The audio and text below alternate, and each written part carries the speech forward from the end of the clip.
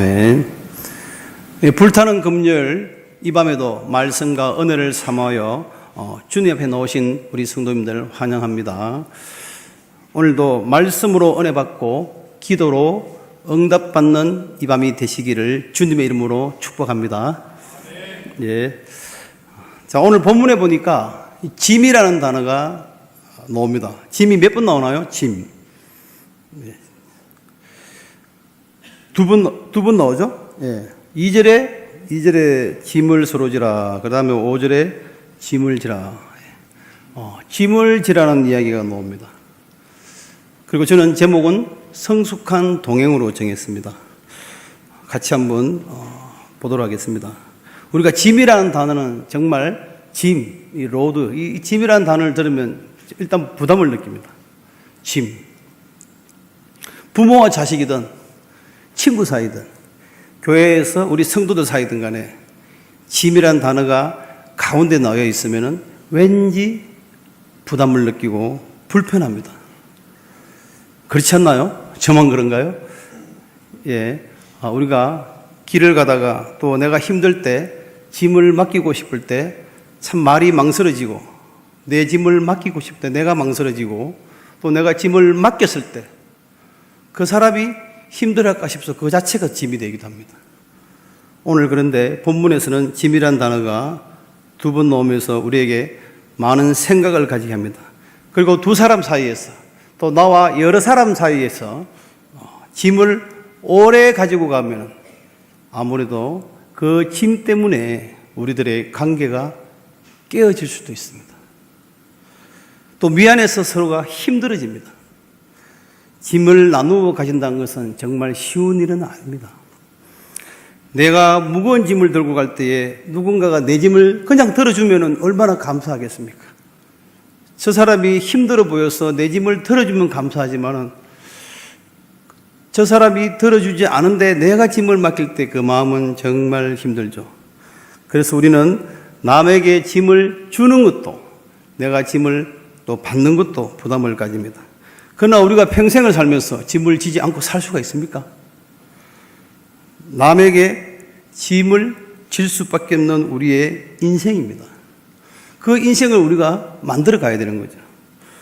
그러면 남에게 짐을 주지 않으면 어떻게 할까요? 제가 물어보면서 오늘 말씀에 근거해서 짐에 관하여 한 3가지 정도로 생각해 보고 싶습니다.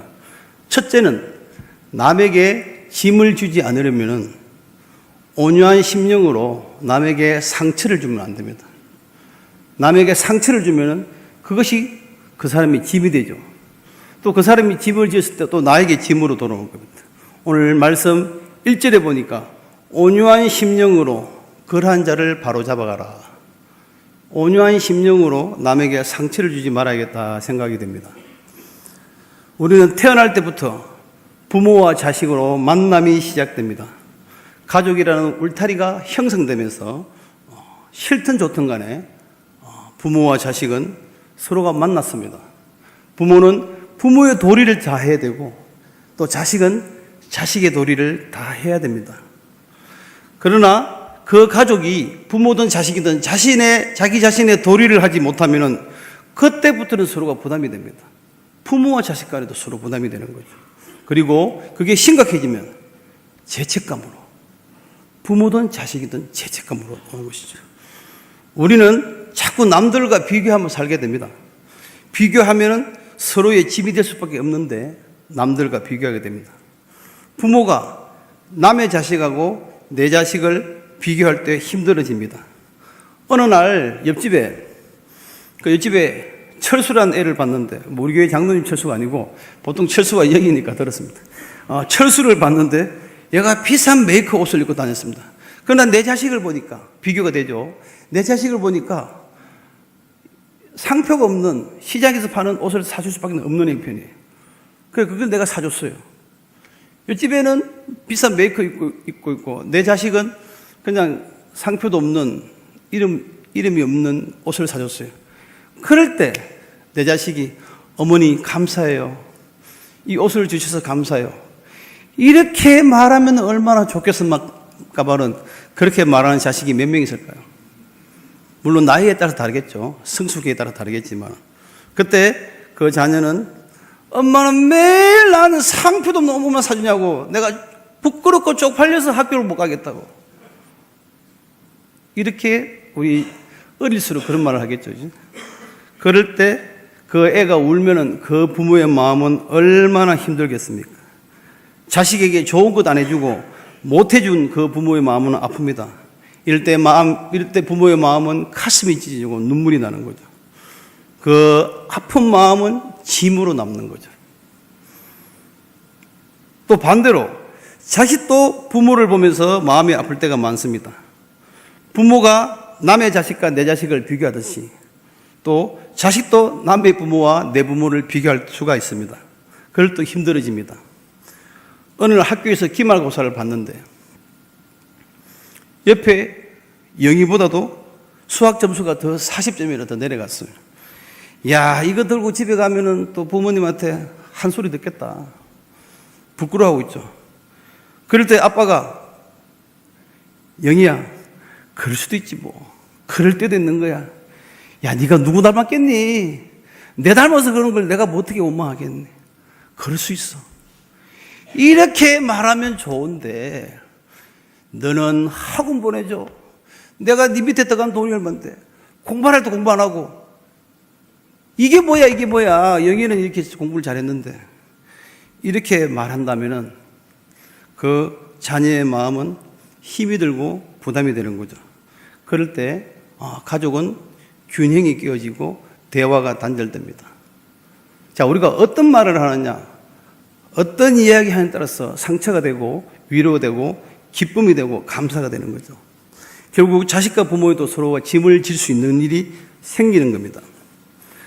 우리의 세상 인생은 다 비슷한 것 같아요. 제가 가족의 예를 들었지만은 교회 안에서 삶도 그렇지 않을까요? 우리가 교회 안에서 서로 만났을 때 서로가 상처를 주는 말을 하게 되면은 그 순간은 내가 꼭 그 말을 하고 싶어서 했지만은 돌아보면 둘 다 짐을 지게 됩니다. 그래서 서로 간에 첫 번째는 서로가 비교하는 것이 가장 큰 죄인 것 같아요. 부모든 자식이든 서로 비교하다 보니까 큰 죄가 발생하는 것이고, 또 그 비교함 가운데에 서로에게 상처를 주는 말을 했을 때 또 그건 두 번째 큰 죄인 것입니다. 그래서 우리는 상처 주는 말, 그런 말을 아끼고 언어와 행동을 조심해야 되고, 오늘 1절 말씀처럼 온유한 심령으로 우리가 다가갈 때 우리에게는 더 큰 기쁨이 있다는 사실을 말씀하고 싶습니다. 위로와 사랑은 죽어가는 생명도 살리지만은 바로 상처를 주는 말은 살아있는 정상적인 사람도 죽게 만드는 그런 슬픔이 있는 거죠. 그 가슴의 상처가 그 사람에게는 영원한 짐으로 남게 되는 거죠. 짐으로. 결국 남에게 짐을 주지 않으려면 오늘 1절 말씀처럼 서로에게 온유한 심령으로 다가가는 것, 이것이 가장 귀한 것이라고 보겠습니다. 둘째로 남에게 짐을 주지 않으려면 친구의 짐을 들어줘야 됩니다. 오늘 2절 3절에 보니까 바울은 갈라디아 교인들에게 너희가 서로 짐을 지어라. 그것이 그리스도의 법을 성취하는 것이다 라고 되어 있죠. 우리는 친구의 짐을 지기를 싫어합니다. 제가 전절에 얘기했지만은 우리는 남의 짐을 지는 것이 그렇게 쉽게 다가갈 수가 없어요. 누군가가 힘들어할 때 그 사람의 짐을 들어주면은 그 사람은 감사하지만은, 그리고 교회가 소중하고 행복을 느끼지만은 우리는 남의 짐을 쉽게 들 수는 없습니다. 왜 그럴까요? 왜냐하면 내가 피곤한데 어떻게 남의 짐까지 다 지고 갈 수 있겠습니까? 내가 피곤해서, 내가 힘들어서 남의 짐을 들고 가는 것은 한계가 있는 거죠. 어쩌면은 당연할 수도 있습니다. 내 하나도 힘들고 내 가족 돌보기 힘든데 남의 짐까지 진다는 것은 쉽지는 않죠. 그래서 우리는 교회와 나를 아는 사람에게 짐을 같이 지고 간 것은 정말 쉬운 일은 아닙니다. 그리고 짐을 지더라도 무거운 것보다는 가벼운 짐을 지고 싶어하는 우리 인간의 본성이 있습니다. 뭐 그것을 나무랄 수 있겠습니까? 이왕이면은 짐들 여러 개 중에서 우리가 뭐 선택할 때 애들 보면 그렇잖아요. 저도 뭐 초등학생 가르치지만은, 야, 이거 좀 들고 가자 하면 딱딱 들어보고 제일 가벼운 거 듭니다. 6학년이든 3학년이든 뭐 4학년이든 제일 가벼운 거 들고 싶어요. 그 어른이나 애나 뭐 그게 무거운 짐이든 영적인 짐이든 나의 힘든 상처가 있든 모든 것은 가벼운 걸 들고 싶지 무거운 걸 들고 싶은 사람 거의 없을 겁니다. 그러나 우리에게는 가벼운 짐도 있고 손쉬운 짐도 있지만 무거운 짐을 선택하는 사람도 있습니다. 그것은 바로 그 사람의 신앙에서 놓을 수 있겠습니다.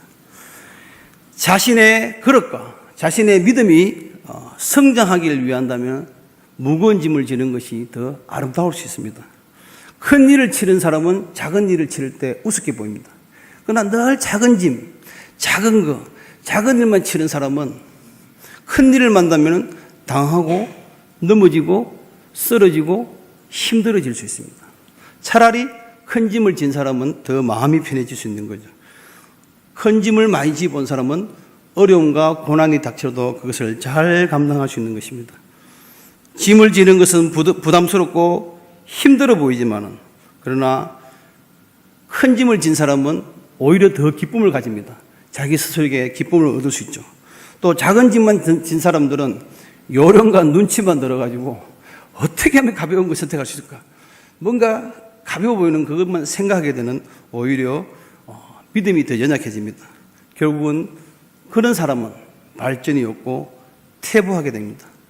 우리가 짐꾼에는 짐을 들어주는 짐꾼이 있고 짐을 주는 짐꾼이 있죠. 우리는 어디에 있는 것이 편할 것인가? 우리는 한번 생각해보는 시간이 되었으면 좋겠습니다. 인도의 사도 바울이라 불리는 선다싱에 관한 이야기를 할까 싶습니다. 네팔 지방에서 산길을 가는데 눈보라가 심하게 몰아치고 있었습니다. 멀리서 젊은 여행자가 한 명이 다가오고 있습니다. 이 선다싱은 너무 좋았습니다. 이 추운 산을 건너가려는데 동행자가 있었으니까 얼마나 기뻤겠습니까? 그래서 같은 방향임을 확인하고 같이 가게 되었습니다. 그 눈보라 속에서 가다가 어떤 넘어져 있는, 쓰러져 있는 한 노인을 발견합니다. 그의 몸이 식어가고 있습니다. 그래서 선다싱은 저 사람을 데려갑시다. 이 같이 동행하는 젊은 사람은 무슨 말 하냐고, 이 사람이 오죽했으면 쓰러졌겠냐고, 넘어가다 죽었는데 우리가 이걸 어떻게 끌고 가냐고, 이 산을 넘어가는데 그냥 갑시다. 이러다가 우리 2명 다 죽습니다. 셋 다 죽습니다. 우리라도 빨리 갑시다. 그러나 선다싱은 그렇게 할 수가 없습니다. 자기에는 그리스도의 사랑이 있었기 때문에. 그래서 나는 이 사람과 같이 가겠다니까 그렇게 하세요 하고 이 같이 간 동행자는 먼저 갔습니다. 이 사람은 힘들지만은 그를 안았습니다. 그를 업고 같이 길을 가게 됐습니다. 물론 그 사람은 거의 실신 상태이고 추워서 동상이 걸린 상태에 있습니다. 길을 가고 있었습니다. 묵묵히 그 길을 계속 갔습니다. 그러자 혼자 가기도 힘든 길을 죽어가는 사람을 업었으니 얼마나 땀이 나고 힘들었겠습니까? 자기 몸에서 땀이 나기 시작하고 열이 나기 시작했습니다. 그 열이 나니까 추운 것이 약간 사라지겠죠. 또 그 열을 전달받은 그 노인은 그 몸에도 열기가 전달돼서 그 사람이 회복되기 시작합니다. 회복이 되면서 두 사람은 같은 체온을 가지고 따뜻한 물로 내려갑니다. 그래서 힘들지만은 그 길을 내려오는 시점에 보니까 한 사람이 쓰러져 있고 눈에 묻혀져 있습니다. 가서 보니까 같이 먼저 간 그 사람은 실제로 죽었습니다. 자기가 먼저 좋아서 자기만을 위해서 간 그 사람은 죽었고 그 사람을 건져갔지만은 죽어가는 노인을 데리고 같이 업고 간 이 사람은 서로에게 같은 체온을 느끼고 서로 뜨거움을 느끼면서 둘 다 살아나게 된 거죠. 이거는 실제로 있었던 이야기를 제가 옮겼습니다. 우리에게는 같이 가야 될 길이 있습니다. 바로 우리는 같이 나누어야 될 짐이 있고 또 같이 동행해야 될 일이 있습니다. 빨리 가려면 혼자 가고 천천히 멀리 가려면 함께 가라는 말이 있습니다. 빨리 가려면 혼자 가고 멀리 가려면 함께 가라. 왜? 동력자가 필요하죠. 멀리 가는 길에는 힘드니까 함께 가는 그런 동력자가 필요한 거죠. 선다싱은 그 가는 길을 빨리 가기보다는 함께 가는 길을 선택해서 서로가 같이 목숨을 건진 아름다운 이야기를 저는 들었습니다. 죽어가는 노인을 살리는 그것이 바로 그리스도의 짐이 아니고 삶이 아닌가 생각합니다. 산에서 처음 만난 그 같이 간 젊은 동행자는 바로 진정한 동행자가 아니었습니다. 동행이라는 것은 한자 그대로 보면은 같은 방향으로 가는 거지.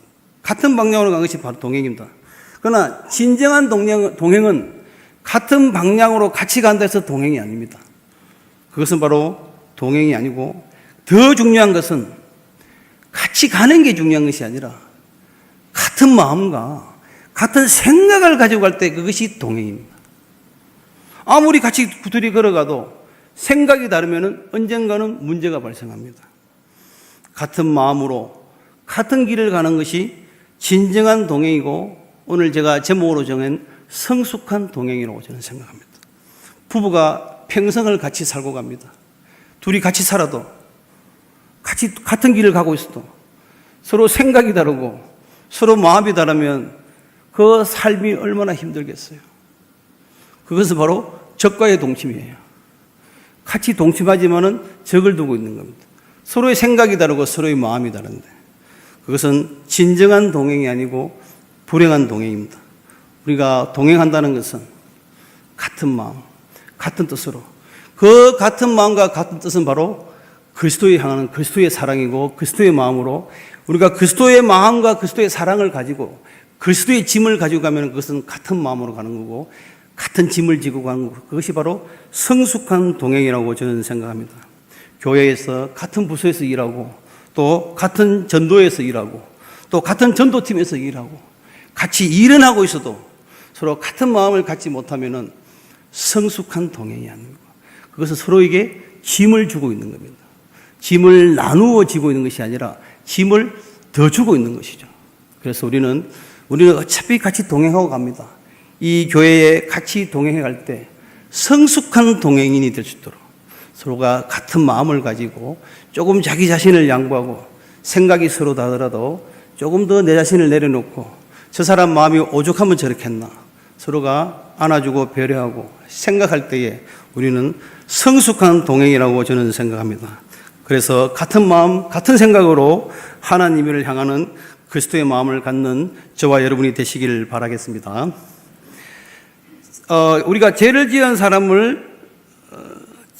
잘못한 사람이 있을 때 우리가 그 형제에게 우리가 다가가서 그 짐을 져주는 것은 정말 아름다운 겁니다. 바로 그 사람의 힘든 상황을 살피고 그 사람의 어려움을 살펴보며 그 사람을 정말 우리가 생각해주는 그 짐을 나누는 것은 아름다운 겁니다. 우리 성도끼도 마찬가지죠. 내게 수월한 짐은 또 바로 다른 사람의 고통이 될 수 있고 또 내게는 고통의 짐이 다른 사람이 수월할 수 있습니다. 어쨌든 우리는 서로 자신의 재능을 기부를 나누고 서로 짐을 지는 것이 아름다운 거죠. 기부 한 사람이 기부 많이 합니다. 기부를 많이 해본 사람이 기부를 하는 것이고 짐도 많이 지어본 사람이 짐을 짓고 작은 짐만 지고 가벼운 짐만 진 사람은 매일 눈치만 보고 요령만 봅니다. 그러나 우리가 진짜 정말 우리가 하나님 앞에 성숙하고 원숙된 짐을 질 수 있는 그런 마음을 가진 분은 더 큰 짐을 지면서 비록 이 땅에서 짐을 지었더라도 하나님 보시기에는 더 아름다운 짐, 너가 나에게 큰 복이 있다, 내가 너에게 큰 상급이 있다고 분명히 말씀하실 거라고 생각합니다. 우리 교회에 보면은 또 찬양을 참 잘하기를 원하는데 찬양을 못한 사람이 있으면 찬양 잘하는 사람이 박자 잡아주고 음정 잡아주고 또 그렇게 했을 때 그 찬양을 잘하게 되면 얼마나 짐을 나누어 주는 겁니까? 또 악기를 잘 다루는 사람은 서로 악기를 가르쳐주고 또 운동을 잘하는 사람은 운동을 나눠주고 여러 달란트를 우리가 나누어 가질 때 정말 교회는 성장한다고 봅니다. 우리 교회에는 주중에 좋은 프로그램 참 많습니다. 보면은 미용 기술을 먼저 많이 배우신 분이 미용 기술을 나눠주고 또 우리 교육자들도 머리를 아주 싸게 깎고 있고 재료값만 받고 하고 또 오카리나, 장구, 또 난타 우리 많은 친구들이 또 여러 우리 집사님, 권사님들이 많이 배우고 있습니다. 또 상록에서도 뭐 노래 배우기도 하고 한글 만들기, 또 한글 만들기 등 여러 어르신들을 위한 프로그램을 통해서 자신의 재능을 기부하고 또 그분들은 기쁨을 얻고 이것이 바로 그 어르신들이 기쁨을 얻을 때 우리는 짐을 덜어주는 거죠. 그분들이 갈 데가 어디 있겠어요. 집에 가봐야 뭐 힘들잖아요. 그런데 교회에 왔을 때 기쁨을 얻을 수 있는 거죠. 그리고 또 우리 토요일에는 제가 맡고 있지만은 제 이야기 조금 해서 좀 그렇지만은 저도 사실 짐을 나누는 일을 하려고 노력을 많이 합니다. 그래서 토요일마다 우리 청소년 학교에서 드럼도 가르치고 미술, 피아노, 또 영어, 인터넷 영어까지 해서 수학, 우리 또 학생들과 또 성인들에게도 무료로 가르치면서 시간과 기술을 봉사합니다. 자기 가진 것을 나누어 줄 때, 그것은 내가 바쁜 시간이지만 나눠주면 그것은 서로의 짐을 나누어 줄 때, 그분은 받아서 기쁘고 참 즐거운 거죠. 실제로 보면은 여기 우리 청소년 학교에 보면은 실제로 가야비를 자기가 나가서 일주일에 2번 가르쳐서 한 달에 30만 원씩 버는 친구가 있는데 정말 무료로 해주고 있습니다. 제가 그 이분을 말을 밝히지 않아요. 그냥 원하는 사람 와서 배우러 하기 때문에. 또 제가 참 기뻤던 것은 우리 개척교회 하시는 그 목사님의 딸하고 아들이 있는데 그 딸은 중학교 1학년인데 와가지고 피아노를 배우기를 원해요. 그래서 딱 이야기해보니까 사모님 같아. 그래서 잠깐 이야기를 붙여보니까 우리 애가 여기서 무료로 가르친다 해서 우리 중학교 1학년 딸이지만은 여기서 피아노 사부함을 배우기를 참 원하는데 여기서 해준다 해서 너무 감사하다고.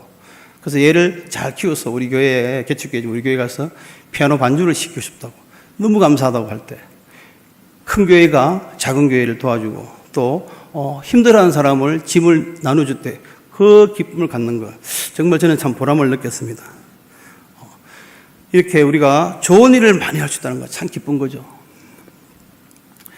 이 힘들어하고 필요한 사람에게 도움이 된다면 그것은 진정한 나눔이고 바로 그것을 나누어 주는 그 자체가 우리는 짐을 들어주는 것이니까.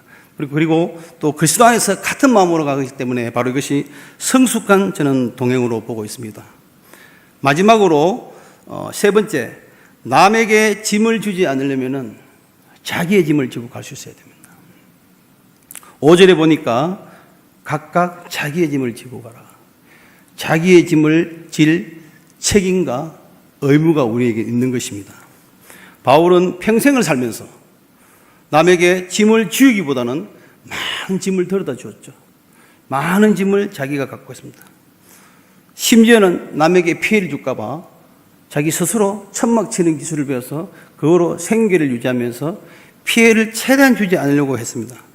그리고 사도 바울이 가는 곳마다 사람들이 모이고 말씀을 듣기를 원했고 교회가 세워졌습니다. 그리고 다시 5년 뒤에 10년 뒤에 다시 그 교회를 갔을 때 더 많은 사람이 늘어난 걸 보고 내가 많은 자기 자신이 기쁨을 얻으면서 이것은 기쁨을 얻는 그 가운데에 그 사람에게 짐을 들어준 거죠. 바울은 사람들이 무거운 짐을 지고 있을 때에 가장 가볍게 해주는 짐이 무엇일까? 그는 바로 무엇이라고 생각했냐면 복음이라고 생각했죠. 복음. 우리가 육신적으로, 경제적으로 내 영혼이 피폐하고 힘들어질 때 가장 귀한 짐을 들어주는 것은 그리스도의 예수 그리스도의 복음입니다. 복음이 그 속에 들어가서 복음이 그의 힘든가, 그의 짐진 거와 괴로움을 녹여주고 녹아갈 때에 그 마음속에서 말씀으로 녹아갈 때에 그리스도의 살아계신 그리스도를 만날 때에 그는 짐을 들어준다고 사도 바울은 생각했기에 오로지 말씀 하나만 들고 전 세계를 다니면서 복음을 전한 것이죠. 그가 가는 곳마다 그리스도의 향기가 심어지면서 교회가 세워지는 놀라운 역사가 나타난 것이죠. 바로 우리에게는 죽음이 있고 죄가 있고 나에게는 두려움이 있을 때에 복음을 통해서 그는 무거운 짐을 내려놓았다는 사실은 사도 바울에게는 큰 기쁨이었던 것입니다. 그래서 그 사도 바울을 통해서 예수 그리스도의 복음이 심어지면서 바로 각 세계의 모든 지역과 심지어는 이 한국까지 전 세계가 큰 무거운 짐을 내려놓고 우리에게는 영생과 생명이 있음을 우리는 믿음으로 받아들이게 되는 것입니다. 다윗도 보면은 어릴 때 참 남을 의지하지 않았습니다. 비록 제일 막내니까 양치는 일을 하고 목자를 했지만은 그러나 나이가 자라서도 그걸 바꿀 수 있었으나 그러나 묵묵히 이것은 내가 할 일이다. 내가 이걸 하지 않으면은 뭐 노예를 사든지 다른 일꾼을 사든지 다른 또 누군가가 형이 하든지 정말 자기가 못하겠다고 이렇게 나 앉아버리면은 부모님이 하실 거 아니에요. 그러나 다윗은 이것은 내가 할 일이다. 내가 이 짐을 지면은 남이 지지 않는다는 그것으로 묵묵히 자기 일을 하고 최선을 다하며 하나님을 의지함으로 하나님께서는 그를 크게 세우셔서 이스라엘의 왕으로 삼으신 거죠. 자기의 짐을 스스로 알고 잘 감당해 나갈 때에 그 짐을 하나님에 의지하여 하나님께 맡기고 나갈 때 하나님은 역사하시고 하나님이 그에게 큰 은혜가 줄 줄 믿으시기를 바라겠습니다. 예, 다윗은 그 일을 했고 또 자신의 짐을 남에게 맡기지 않는 것, 남에게 짐을 맡기지 않는 그 자체가 바로 남을 도와주는 것이고 저는 성숙한 동행이고 같이 간다고 생각합니다. 바로 그리스도 안에서 누구와 동행하느냐? 자기의 짐을 지고 간다는 것은 오직 주만 바라보고 나아갔기 때문에 다윗도 어두운 밤에도 사자와 곰이 나타나던 많은 짐승이 나타나도 그 긴긴 밤에 하나님 말씀에 의지하고 하나님을 의지해 나아갔습니다. 바로 우리가 성숙한 동행은 주변에 아무도 없다 할지라도 내 짐을 지고 가면서 하나님과 동행하는 그 믿음, 그 동행함이 바로 성숙한 동행이라고 생각합니다. 말씀을 마무리하겠습니다. 내가 아는 모든 사람과 내 주변을 돌아보면 정말 도와줄 일이 많습니다. 다만 우리가 자세히 보기 싫어하고 가벼운 것만 쳐다봤기 때문에 보이지 않았던 것이죠. 그래서 우리가 주변을 돌아보면서 그분도 오죽했으면 그 짐을 지고 가지 못했을까? 그것을 같이 내가 나누어 줄 것이 무엇인가 찾아보고 정말 그를 위해서 작은 짐 하나라도 덜어주면은 그거는 너무 감사하고 교회가 기쁘고 교회에 감사하고 하나님께 감사하는 큰 은혜가 있으며 교회에는 큰 짐을 내려놓는 가벼워지는 일이 생깁니다. 짐이라는 것은 거북하고 부담만 있는 것은 아닙니다. 경제적으로 여유가 있는 사람은 약한 사람을, 건강한 사람은 몸이 약한 사람을 도와주고 그럴 때 교회는 또 사회는 더 아름답고 성숙한 동행하는 길을 간다고 믿습니다. 남에게 상처를 주지 않는 것이 성숙한 동행이며 또 자신의 짐을 잘 감당하는 것도 하나님과 함께 가는 것도 성숙한 동행이며 세 번째 남의 짐을 서로 나누어지는 것도 또 같은 마음으로 하나님을 향해 나가는 것도 성숙한 동행입니다. 우리가 천성을 향해 나아가는 길이 혼자 가는 것이 아니라 우리 교회 공동체가 같은 마음으로 같은 사랑으로 예배와 믿음으로 함께 나아갈 때에 이 교회는 우리 서울시민교회는 하나님의 큰 축복을 받을 줄 믿습니다. 그리스도의 교회 공동체 안에서 하나님의 사랑과 은혜를 경험하고 실천하시는 모든 성도님이 되시기를 주님의 이름으로 축복합니다.